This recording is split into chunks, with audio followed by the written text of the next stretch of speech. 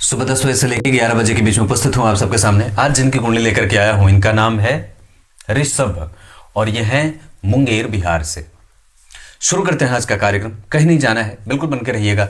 मैंने अब कल शाम के कार्यक्रम में बात कही थी कि बाहर की 2 कुंडलियां मेरे पास आई रात में। अभी वो ताज़ा बात है, इस वजह से आप लोगों को बता रहा हूँ। दोनों ही के माता पिता अपने बच्चे से इतने परेशान कि पूछो ही मत। तो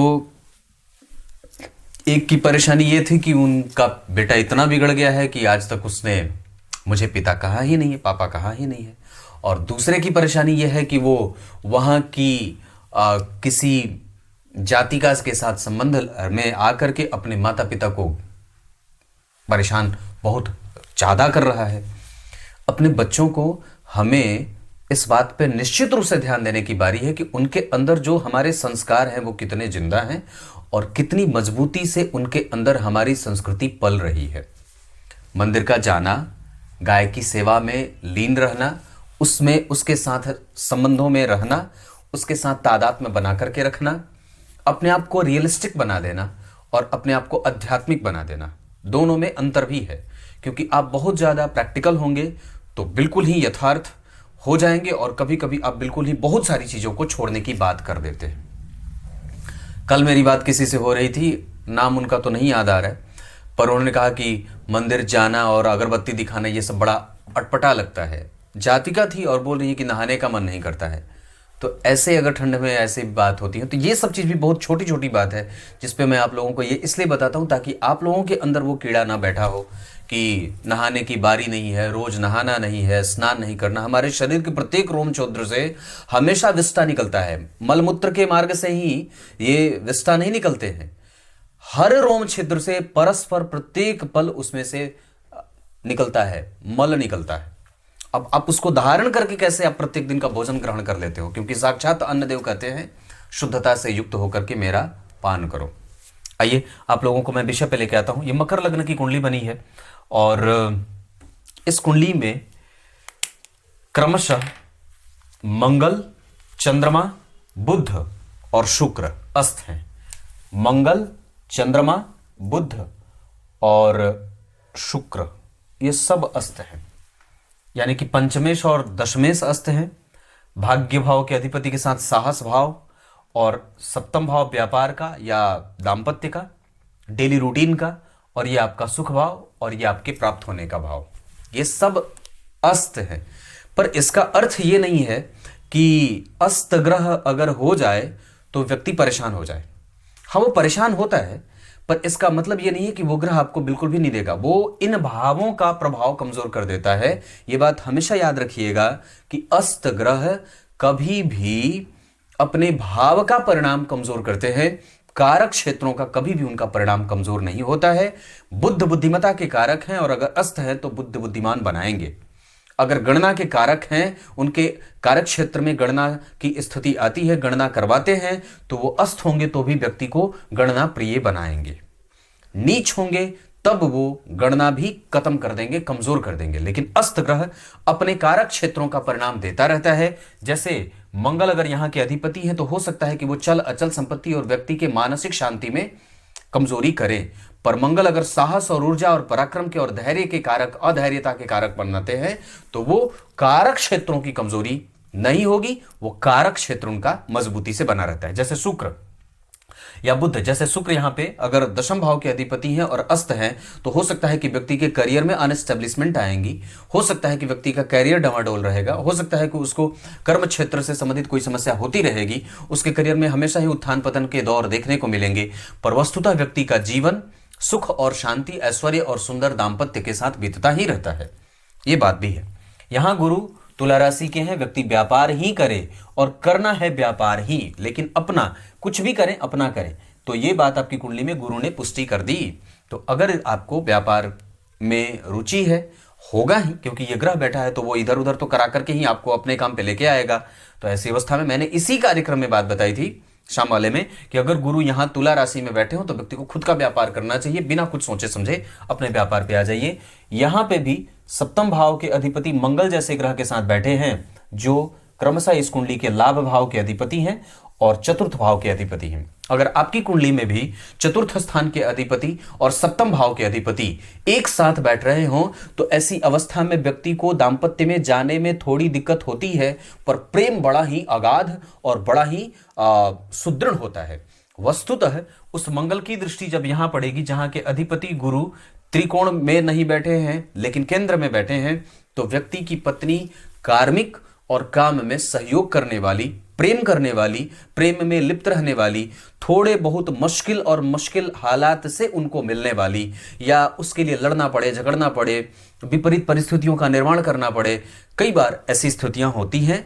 लेकिन इस कुंडली में अब ध्यान से समझने वाली बात है कि चंद्रमा और मंगल का सुख है, मतलब ये बिस्तर का सुख तो बहुत अच्छा है, पर मंगल जब 12वें जाएंगे तो आपको लालच से युक्त, एक तरफा सोचने वाला और कई बार व्यक्ति को अपने निर्णय पे भरोसा करने में कमजोर करता है। इस वजह से मैं ये बात कहूंगा कि व्यक्ति को हमेशा ही कोई भी निर्णय लेने से पहले 10 बार विचार करना चाहिए, क्योंकि आपकी कुंडली में लग्न के अधिपति धन भाव में और किसी भी शुभ ग्रह का प्रभाव लग्न पे नहीं है, पर लग्नेश शनि के ऊपर गुरु की दृष्टि जा रही है, जो व्यक्ति को धनवान और धन से श्रेष्ठ बनाने की स्थिति। साथ ही साथ व्यक्ति के पास गंभीरता, व्यक्ति मोटे और बड़े कामों से व्यक्ति गंभीरतम धन का लेन देन करता है और ऐसे उसका कारोबार चलता रहेगा।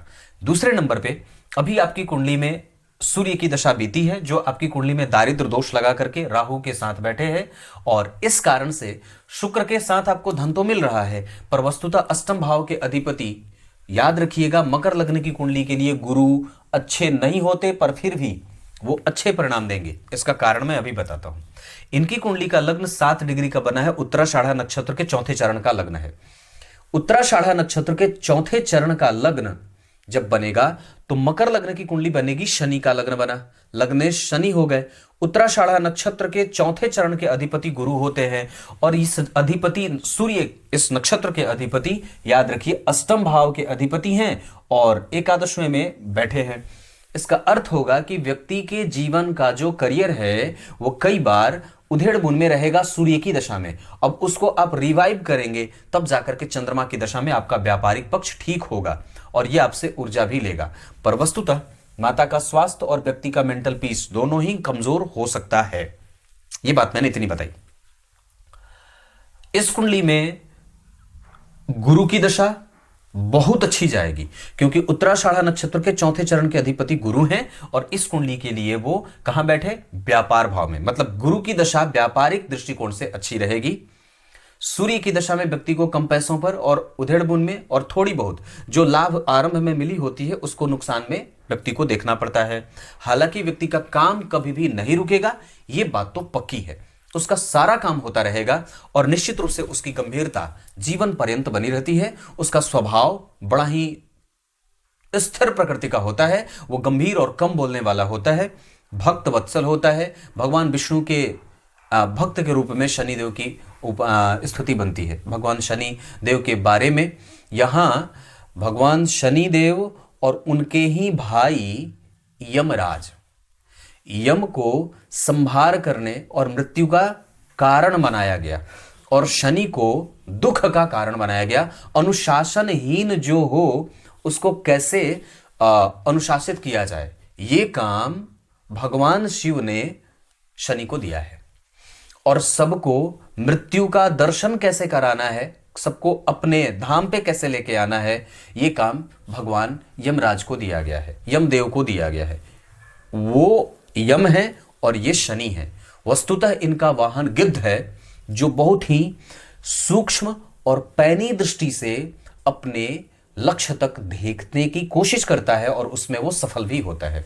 इनकी दृष्टि ऐसी है जो अपने पिता को देखे तो कष्ट दे, उनके सवारी घोड़ों को देखे तो कष्ट दे, उनके सारथी को देखे तो कष्ट दे, और यहां तक कि सबको, अपनी माता को देखे तो भी कष्ट दे। हर जगह उनकी दृष्टि जहां भी पड़ती है वो कष्ट देते हैं। इस वजह से इनकी कुंडली में शनि की दृष्टि यहां के लिए नीच है, तो मेंटल पीस, आपको ये शांति मिलने ही नहीं देता है। लेकिन चौथे भाव पे शनि और मंगल का संबंध बन रहा है, क्योंकि मंगल की राशि बनी है, शनि की दृष्टि है, तो व्यक्ति कम से कम तो चल अचल संपत्ति अवश्य ही प्राप्त कर लेता है। शनि की दृष्टि आयु पर, यहां के अधिपति के भी ऊपर दृष्टि जा रही है, इस वजह से व्यक्ति आयु तो है, पर उसको कम से कम अपने कर्मों पे ध्यान देने की बारी होगी, नहीं तो वो कई बार अपने शुक्र के अस्त होने, सूर्य के साथ बैठने, शनि जैसे पापा ग्रह से दृष्ट होने के कारण उसका वीर्यबल कमजोर हो जाएगा। इस वजह से ब्रह्मचर्य व्रत का पालन इस कुंडली को बहुत ही आवश्यकता से दवाई के रूप में फायदा करे। ब्रह्मचर्य व्रती बनिए और कम से कम विपरीत के प्रति अपने भाव को बहुत ज्यादा लिप्त ना करके अपने वास्तविक स्थिति को समझिए। ये कुंडली सार्थक है, ये कुंडली श्रेष्ठ है, ये कुंडली अनुशासन से युक्त है, ये कुंडली इहलौकिक के साथ साथ पारलौकिक सुखों पे जाती है, ये कुंडली बिल्कुल ही परोपकार से युक्त है, ये कुंडली स्वार्थ से युक्त नहीं है, ये कुंडली किसी को तकलीफ देने वाली नहीं है, ये कुंडली अपने कामों से मतलब रखने वाली है, ये कुंडली किसी को भी गलत और गंदी सलाह देने वाली नहीं है। ये कुंडली श्रेष्ठतम कुंडलियों में से एक हो सकती है, क्योंकि यहां पे आप सिर्फ और सिर्फ अपने लक्ष्य के बारे में ही निरंतर सोचते रहते हैं, आपके दिमाग में कुछ भी चलना नहीं चाहिए। तो इसके अतिरिक्त वस्तुतः आप जब शनि को समझते हैं तो शनि के बारे में मैं आपको एक उनका जो भाव है ऐसा है कि वो ग्रह आपसे ये चाहता है कि, गौर से समझिएगा, शनि आपसे ये चाहते हैं कि आप अपने काम में इतना ज्यादा मशगूल होइए कि आप उसके परिणाम के बारे में भी विचार ना कर पाए। आप उसके मिलने वाले उस काम के द्वारा, उस कार्य के द्वारा मिलने वाले परिणाम के बारे में भी विचार ना करें। वस्तुतः दुनिया में जितने भी जीव हैं उनके द्वारा कोई भी किया गया कार्य किसी न किसी फल की प्राप्ति के लिए ही होता है, और किसी न किसी कर्म, चाहे वो धार्मिक हो, चाहे वो नैतिक हो, चाहे वो कोई भी कृत्य किसी भी व्यक्ति के द्वारा किया जाता है, वो किसी न किसी संकल्प से युक्त होता है, और उस संकल्प के मूल में किसी न किसी फल के प्राप्ति की इच्छा होती है। पर भगवान शनिदेव की बात यह होती है, वो ये कहते हैं कि तुम्हारे द्वारा किए गए कृत्य के फल के बारे में भी जब तुम नहीं सोचोगे तब मैं तुम्हें विजेता बनाऊंगा। और वस्तुतः यही बात किसी भी व्यक्ति के जीवन के लिए अनुशासित होने का प्रमाण दे देती है कि आपने इतने अनुशासन के साथ कार्य किया है कि आप उसके मिलने वाले फल के बारे में भी चिंतित नहीं हैं, या उसके मिलने वाले फल के बारे में बिल्कुल भी आपको बोध नहीं है, और आप सिर्फ और सिर्फ अपने काम पे फोकस करके बैठे हैं। क्योंकि ये ग्रह ऐसे हैं जो निश्चित रूप से बहुत ही धैर्य के साथ अपनी परिक्रमा पूरी करते हैं। इनको कोई भी जल्दबाजी नहीं होती अपनी परिक्रमा पथ को दोबारा जल्दी छू लेने की, कोई जल्दबाजी नहीं है। इस वजह से इनका असर यह होता है कि आप नियमित होकर के, निरंतरता से, निर्बाध होकर के किसी भी तरीके से अपने लक्ष्य तक पहुंचिए, और पूरे अनुशासन के साथ।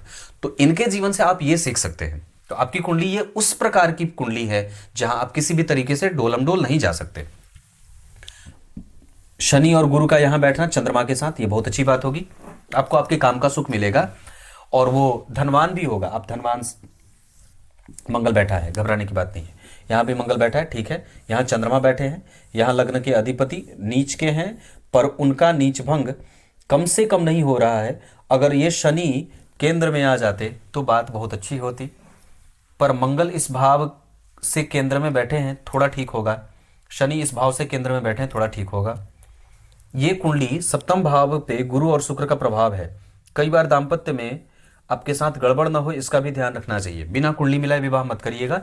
हालांकि गुरु नीच के हैं जो लग्नेश हैं, इस वजह से आपसे प्रवृत्ति में कमजोरी, और कई बार पत्नी भगवान, पूजा पाठ, मंत्र जप आदि में थोड़ा कम और प्रेम को बल ज्यादा देने वाली होती हैं।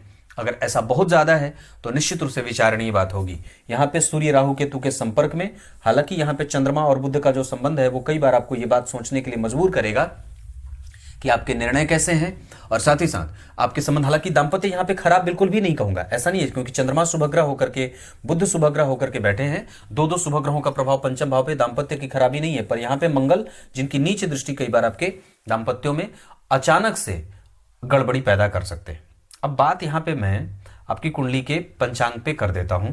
चंद्रमा शुक्ल प्रतिपदा के हैं, जिसके कारण व्यक्ति के पास जो भी धन आने की गति होती है वो निर्बाध नहीं होती, बाधित होती है। मतलब कई बार आप बहुत ज्यादा धन कमाएंगे, कई बार थोड़ा कम, और ये जो नुकसान और फायदा है वो महीने भर चलता रहता है, कभी ज्यादा, कभी कम, कभी 2, कभी 4, कभी 6, कभी 8, कभी 0, कभी जिल बिल्कुल। तो ये जो स्थिति है, इसमें आपको अपने आत्मबल को बल देने की आवश्यकता है, सेवा का भाव रखना होगा, मंदिर का दर्शन करना चाहिए। इस कुंडली के लिए अमोघ शिव कवच का पाठ आवश्यक है। शुक्ल प्रतिपदा के जन्मे हैं, चंद्रमा पापक है, तो धन एक जैसे तो रहने के योग बने कमजोर। क्षत्रिय वर्ण और राक्षस गण के हैं, अपनी प्रवृत्ति को और भी ज्यादा सात्विक बनाइए, क्योंकि आपके अंदर सात्विकता का अभाव हो सकता है। क्षत्रिय वर्ण और राक्षस गण के होने के कारण कई बार व्यक्ति खाओ पियो मौज करो और मारो काटो झेलो, इस तरीके के सिद्धांतों पे आ जाता है। मतलब जब वो तामसिक वृत्ति से युक्त रहता है तो मारो काटो खाओ पियो और दूसरों को कष्ट दो और दूसरे से कोई मतलब ना रखो, अपने पेट के बारे में सोचो, ये सोचता है। जब वो राजसिक वृत्ति से युक्त होता है तो खाओ पियो मौज करो के सिद्धांत पे आकर के काम करता है। पर जैसे ही आपके अंदर सात्विक वृत्ति की बात होती है, वहां आप जियो और जीने दो के सिद्धांत पे काम करने लगते हैं, ये पक्की बात है। तो अपने अंदर इस गुण का विकास करना है। लग्न के अधिपति का जन्म कुंडली में धन में जाना और गुरु से दृष्ट होना, यह धनवान योग बनाएगा। लग्नेश का धन भाव में जाना, धनेश का स्वग्रही होना, गुरु से दृष्ट, यह भी धन योग है। पराक्रम भाव के अधिपति का तीसरे में जाना या दशम में आना, या पराक्रम भाव के अधिपति का और मंगल का इस भाव को देखना, व्यक्ति को पराक्रमी, अपने मेहनत के बल पे और अपने व्यापार, अपने स्वतंत्र व्यवसाय से व्यक्ति धन खूब कमाता है। चतुर्थ भाव के अधिपति का 12वें जाना, माता से वैराग्य, माता से कमजोर, माता के जीवन में रोग आदि की स्थितियां बनती हैं और व्यक्ति अगर जन्म स्थान से थोड़ा दूर जाकर के कोई भी काम करे तो बहुत ज्यादा सफल होता है। इस कुंडली के लिए दक्षिण दिशा बहुत अच्छी रहेगी। दिन शनिवार का बहुत अच्छा रहेगा, अंक 8 अच्छा रहेगा और वृषभ और कन्या राशि के लोग इस कुंडली के लिए अच्छे रहेंगे। पंचम भाव के अधिपति का पंचम को देखना, इस वजह से संतान, श्रेष्ठ, प्रेम और यश, कीर्ति, मान, सम्मान, जितना आपने मेहनत करा है वो मिल जाएगा। पर इस कुंडली में विपरीत के प्रति आकर्षण आपके लक्ष्मी का हानि करने वाला, धन को कमजोर करने वाला और आपके काम पर से आपके फोकस को हटाने वाला बन रहा है। इस वजह से कोशिश करिए कि उसको नियंत्रित करिए। छठवें भाव के अधिपति का एकादशवें में जाना और साथ ही साथ अष्टम भाव के अधिपति के साथ एकादशवें में जाना दारिद्र दोष का निर्माण कर रहे हैं। इस वजह से कभी भी किसी को उधार मत दीजिए, जितना ज्यादा हो सके निर्लिप्त होकर के जीवन जीने की कोशिश करिए, कंफ्यूजन से युक्त मत होइए। जो प्राप्त कर रहा है उसको टारगेट बना करके कैसे करेंगे, तो उसके लिए सूर्य की उपासना, भगवान बजरंगबली के मंदिर का दर्शन, माता दुर्गा जी के आशीर्वाद के लिए उनके मंदिर का दर्शन अवश्य करना चाहिए। लाल पुष्प की माला कभी कभी दुर्गा जी को अर्पित अवश्य कर दिया करिए, माता देवी को, देवी माता को। सातवें भाव की स्थिति जन्म कुंडली में 12वें, इसका कोई नेगेटिव एस्पेक्ट नहीं होगा क्योंकि वो केंद्र के अधिपति के साथ बैठे हैं और कम से कम मित्र की राशि में है, मित्रवत होकर के बैठे हैं, तो खराब नहीं है। पत्नी प्रेम करती है पर कई बार उनको बोलवाना पड़ता है या कई बार वो प्रेम करने के बाद भी एडमिट नहीं करती है। अष्टम भाव कमजोरी से युक्त और कई बार आपकी मेहनत बढ़ा रहे हैं ये सूर्य, इस वजह से उनकी उपासना आवश्यक होगी। नवम भाव की स्थिति पंचम भाव को देख रही है, इस वजह से आपके पास पूर्वजों का बल है। माता और पिता जिस काम को हाँ कहें वही करिए, अन्यथा कोई भी काम ऐसा ना करिए, क्योंकि आपकी कुंडली में सूर्य के साथ बुध बैठे हैं।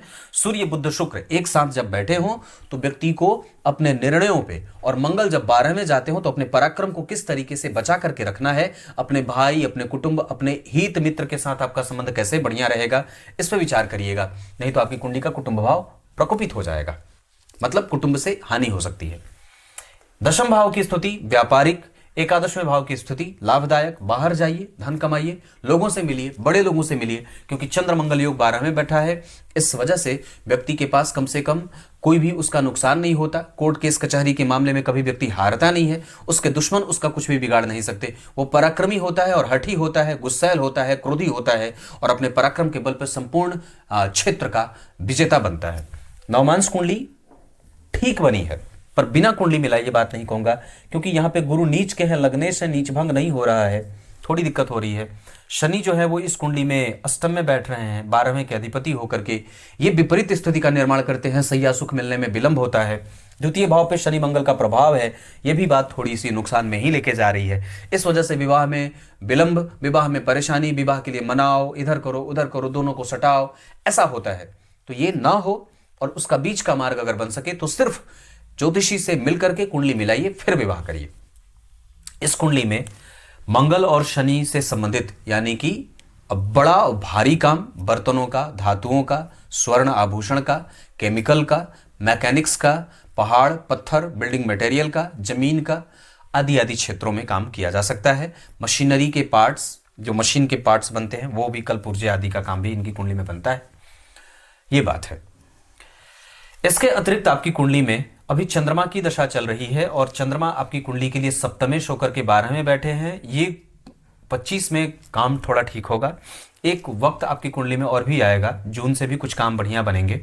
तो मैं 25 और 23 आपको टारगेट में रख के बोलूंगा कि मंगल की दशा भी आपकी कुंडली में ठीक बन सकती है, वो खराब नहीं है। बस अपनी वाणी को कंट्रोल रखिए, अपने माता और पिता को कष्ट ना दीजिए, पिता के साथ संबंध अपने और भी ज्यादा बेहतरीन बनाने की कोशिश करिए। आपकी कुंडली में शुक्र, मंगल, बुध, चंद्रमा सब अस्त हो रहे हैं, इस वजह से वो थोड़े से परेशानी में रहेंगे क्योंकि बहुत सारे भावों का प्रभाव कमजोर होगा। गुरु का प्रभाव यहाँ है, परिस भाव के अधिपति 12 में है और गुरु की दृष्टि यहाँ है, परिस भाव के अधिपति दरिद्र दोष लगा रहे हैं। भाग्य भाव के अधिपति हैं पर वो उनके ऊपर शनि की दृष्टि पड़ जा रही है। हालांकि वो लग्नेश होकर के देखेगा तो व्यक्ति के पास तकनीक, ज्योतिष, ज्ञान, गुरु, गंगा, ग्रंथ, बड़ों का आदर, ये सब उसके पास बना रहेगा। नारायण की भक्ति होती है, पूजा पाठ में उसका विश्वास होता है, ये सब आपके जीवन में कम नहीं होगा। आपकी कुंडली में नक्षत्र के हिसाब से अनुराधा, धनिष्ठा, स्वाति, मृगशीरा, रेवती, हस्त और भरणी, ये नक्षत्र अच्छे रहेंगे कोई भी काम करने के लिए। किसी को भी कुछ दीजिए मत, नहीं तो दरिद्र हो जाएंगे। उधार तो बिल्कुल भी ना दीजिए अपने कारोबार में। और आपकी कुंडली में आपकी गंभीरता सबसे अच्छी बात है, आपका सत्यभाषी होना सबसे अच्छी बात है, आपका चिंतन करना बहुत अच्छी बात है, आपका गंभीर स्वभाव आपको बहुत ज़्यादा श्रेष्ठ बनाएगा। और चल अचल संपत्ति अपने नाम पे ना लेकर के किसी दूसरे पत्नी या बच्चों के नाम पे लेंगे तो ज़्यादा अच्छी बात होगी। ये आपकी कुंडली की बात है। इस कुंडली में कर्म का सुख ठीक है पर धन बहुत अच्छा है, धन की कुंडली इसमें कमजोरी नहीं देख रहा हूं। संतति का सुख आपकी कुंडली में है, संतति है और निश्चित रूप से उसके आने के बाद जीवन का और भी लाभ बढ़ेगा। माता और पिता में से माता की सेवा आपके हाथ से ज्यादा होते देख रहा हूं। पिता का सुख भी ठीक है पर सामान्य है। अपनी वाणी पे और भी ज्यादा संयमित रहने की आवश्यकता है। किसी को भी कलुषित और मसालेदार भोजन, तीखा भोजन, गंदा भोजन जो खाने योग्य ना हो, भक्ष्याभक्ष्य का सिद्धांत आप अपने जीवन में पालन करिए। क्या खाना है, क्या नहीं करना है, क्या भोजन करना है, क्या नहीं करना है, इसका नियम होना आवश्यक है। आपकी कुंडली में वैभव, भाग्य, धर्म, अनुभव, संतान, व्यापार, पराक्रम, ये ठीक है। पर इसके अतिरिक्त आपके जीवन का व्यय असंतुलित है। आपके जीवन में धन रेगुलर एक जैसा नहीं आएगा। आपके जीवन में आप निश्चित रूप से हमेशा चिंता से युक्त रहेंगे किसी न किसी कारण से। रोग व्याधि, संतति और आपके प्रेम को पाने में आपको दिक्कत होगी, ये बात मैंने कह रखा है। दशाओं के क्रम में आपकी कुंडली में सूर्य चंद्रमा की दशा 50% के साथ परिणाम करेगी। मंगल बहुत अच्छे होंगे, बुध भी ठीक है, गुरु भी ठीक है, शुक्र भी ठीक है, शनि भी ठीक है। राहु और केतु की दशाएं कमजोर जा सकती हैं। आपकी कुंडली में चंद्रमा जिस स्थिति में बैठे हैं उसके आधार पर मैं इतनी बात कहूंगा कि उनको और भी ज्यादा बल देने की आवश्यकता है, क्योंकि चंद्रमा धनु राशि के बैठे हैं, राशि के अधिपति तृतीय एकादशवें में है, ठीक है। पर राशि के अधिपति का केंद्र और त्रिकोण में जाना ठीक माना जाता है। मतलब अगर गुरु यहां बैठे होते या तो यहां बैठे होते या यहां बैठे होते तो गुरु का प्रभाव और भी बढ़िया होता, तो चंद्रमा का भी प्रभाव बढ़िया होता। पर तृतीय एकादशवें में है, कई बार आप अपनी बात ही रखना चाहते हैं, जिद्दी हैं, इस वजह से उस नेचर को थोड़ा कम करिए। अभी आपकी कुंडली में चंद्रमा की दशा चल रही है। इस कुंडली में अगर आप चाहें तो शनि का रत्न नीलम अवश्य धारण कर सकते हैं और शिव जी की पूजा, शिव जी को मक्खन अर्पित किया करिए, जई अर्पित किया करिए, दूध और दही भी उन्हें अर्पित किया जाता है। यह काम आपकी कुंडली में बनता है। दिन शनिवार का बताया, अंक मैंने 8 बताया, दिशा मैंने दक्षिण बताई, राशि मैंने वृषभ और कन्या बताई और ये सारी चीजें मैंने बताई। चंद्रमा के बाद जब मंगल की दशा आएगी तो आपका व्यय बढ़ेगा। हालांकि उस दौरान आपके पास संपत्ति और आप स्थापित भी हो जाएंगे और आपकी पहचान समाज में और भी अलग हो जाएगी। पर ये सूर्य आपको नीचे दे गए हैं, चंद्रमा उसको रिवाइव करेंगे, पर अभी 25 जुलाई के बाद। तब तक के लिए बहुत बहुत नमस्कार।